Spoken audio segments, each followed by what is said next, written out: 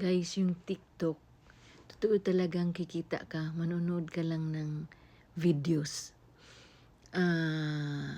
Meron, tapusin mo lang yung mga tasks each day, pero download ka ng TikTok Lite. Pero dyan ka sa TikTok original mag-upload. Sa TikTok Lite, iba naman yun. Download mo din yun. Sundin mo lang yung mga tasks each day. Ang pinakamatagal na task gawin yung pagwa-watch ng videos. May nakalagay dyan na ano ang mga i-watch mo. Pakita ko sa inyo yung income ko sa TikTok, nilalagay ko sa Amazon. Tapos pag meron na doon, bili ako ng gusto kong bilhin. So ang first na bili ko ay ito. Botanist na moisturizer. Stem cell siya. Puro ito made in Japan.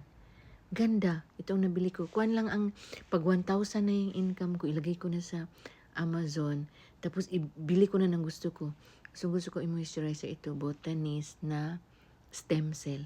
Next ko na income, lotion. Whitening lotion. Made in Japan din. Yan.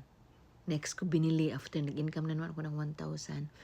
Bili na naman ko ito. Mga 1,000 lang ito siya. Less than 1,000. Almost 1,000. Yan na, dalawa na.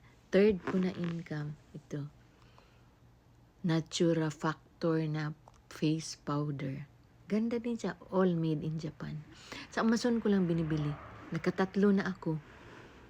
Diba? Botanist, lotion, and Natura Factor na face powder.